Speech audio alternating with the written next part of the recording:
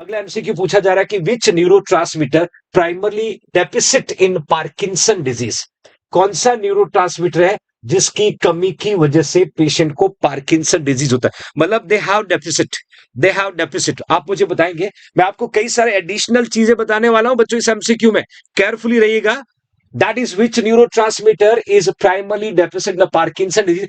Acetyl choline, dopamine, serotonin and glutamate. शुक्रिया Rajesh, thank you so much.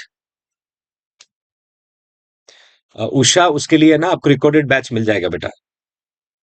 हाँ लिखिएगा dopamine. Treatment में डोबुटामाइन देते हैं, ट्रीटमेंट में डोबुटामाइन देते हैं, डोपामिन आप लिखिएगा। ओ इट्स ग्रेट, सारे बच्चे जो है बी को हाईलाइट कर रहे हैं। Great great to participate my dear future nursing officer. मैं पहले तो आपको आंसर बताता हूँ, डोपामिन को हम कहते हैं प्लेजर न्यूरोट्रांसमीटर, है ना। ये एग्जाम में आया हुआ एमसीक्यू है। सारे न्यूरोट्रांसमीटर्स जो हम पढ़ते हैं ना, न्यूरोट्रांसमीटर्स जितने भी पढ़ते हैं, they have another name, they have another name. जैसे मैं आपको छोटी छोटी चीजें और ऐड कर देता हूँ।